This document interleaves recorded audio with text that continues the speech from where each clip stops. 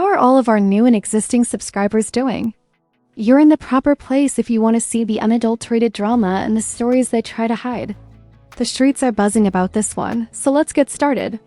Floyd Mayweather recently received a blow that was more powerful than anything he had ever encountered in the ring. And it wasn't a punch this time. Rather, it came from the most unlikely tag team you can think of, 50 Cent and Katt Williams, who pulled off a takedown that no one saw coming. Let's be very, very clear. It is possible that there isn't anything funnier than a guy in a dress. And if that's the case, then it might also be said that there's nothing funnier than a black guy. Got that correct. I see. Mr. Money Team, the man who established his reputation as untouchable, is currently suffering from a scandal. It's not just any shade either. 50 and Katt are tearing at Floyd's meticulously manicured appearance as if it were taped together.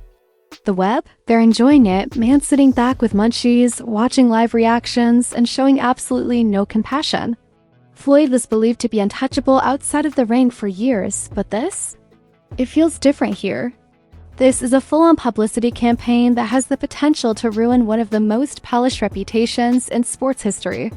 It all began when Katt Williams, the unvarnished comedian who is renowned for never holding back, mounted the stage and aimed his sardonic comedy directly at Floyd. He did more than just make fun of Floyd. He dismantled him completely, including the expensive planes, the timepieces, and the countless amounts of money. Katt depicted it all as smoke and mirrors, a gleaming exterior concealing a hollow interior. Katt claims that Floyd is not who he claims to be. 50 Cent enters the scene as if he were waiting for the alley-oop, just as the audience is still in shock from the roast. You already know that 50 doesn't hesitate to act when he sees blood. He posted his signature Instagram photos with mysterious captions that hit like a ton of bricks. He wrote, "Money isn't respect. And in real life, real fighters don't duck." Boom, the crowd's gasp was almost audible as if the first bell had just rung. This was about removing Floyd from that pinnacle, not about giggles or influence. And if you think about it, this has been going on for years-old beef that was simmered for so long that it became gasoline. It feels more coordinated now that Katt and 50 are working together, as if they were a tag team waiting for Floyd to be cornered. One swings heavily, the other distracts. And the most outrageous aspect? This entire tempest wasn't a sudden development.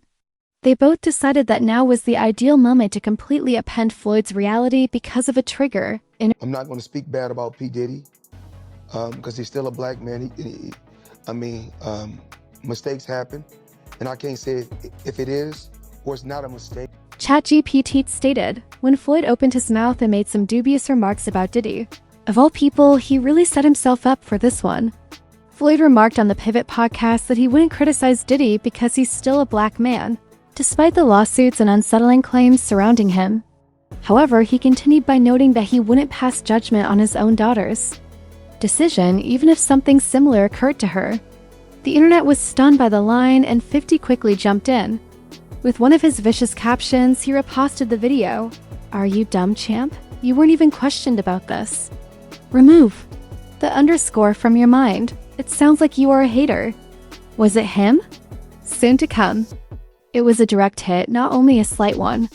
50 has been pursuing Diddy for months, revealing details of a documentary series based on the R. Kelly takedown called "Did He Do It or Surviving Diddy?"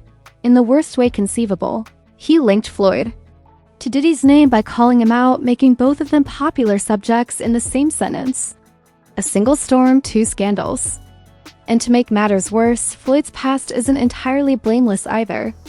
Online users immediately pointed out that he had 7 recorded assault charges against 5 women. Beginning in 2001, his daughter's mother, Melissa Brim, once accused him of repeatedly striking her and slamming a car door on her head. Josie Harris, whose past with Floyd was considerably more unpleasant and well-publicized, comes next. She accused him of humiliating her in front of their children, hitting her, and dragging her by the hair. Floyd even served prison after entering a guilty plea to domestic assault. Those are court documents, not rumors. Therefore, the internet didn't believe Floyd when he presented himself as some sort of rational voice supporting Diddy. People quickly clarified that this was about accountability, rather than race or loyalty. And 50 and Katt have been pounding that point home. Katt has been putting in extra effort on stage, mocking Floyd's hypocrisy and lifestyle as if it were a comedy special devoted solely to him, while 50 has been making constant jabs online. Floyd's untouchable image, the unbeaten champion, the private planes, the limitless wealth is beginning to appear dubious. 50 and Katt also make Floyd's skeletons more obvious to everyone the louder he defends himself. The irony is that this feud wasn't unexpected. 50 and Floyd used to be close. They were essentially inseparable throughout the early 2000s and 2010s. They partied together, watched Floyd's biggest fights from the ring, and even planned to launch a boxing promotion while Floyd was incarcerated. However, after he departed, he heard that Floyd had cut 50 off, continued to handle the money without him, and excluded him from the empire they had discussed creating. Memes regarding Floyd's reading prowess, dubious interviews, and now this wave of documentary threats have been the back and forth ever since. 50 sees the ideal opportunity to complete what has been simmering for years now, that Floyd has become involved in the Diddy scandal. What about Katt Williams? By bringing up Floyd's name in every set and maintaining the intensity, he's merely adding gasoline to the flames. As it all plays out, fans are giving Floyd more side-eye than ever before. The man who used to be a representation of riches and power now appears to be rushing to prevent the collapse of his kingdom. In the meantime, 50 is doing what he does best, managing the story, promoting sales, and mobilizing a drama-loving audience. What comes next is the key question at this point. It might be a knockout outside of the ring if 50 does indeed launch his surviving Diddy endeavor and connect Floyd to the narrative. Because what was once spoken in whispers on websites about Floyd is now broadcast throughout time. This time, there is no referee to intervene and save him from a fight he can't avoid. The stakes are legacy, reputation, and accountability. And this struggle is just getting started based on the way 50 and Katt are heading.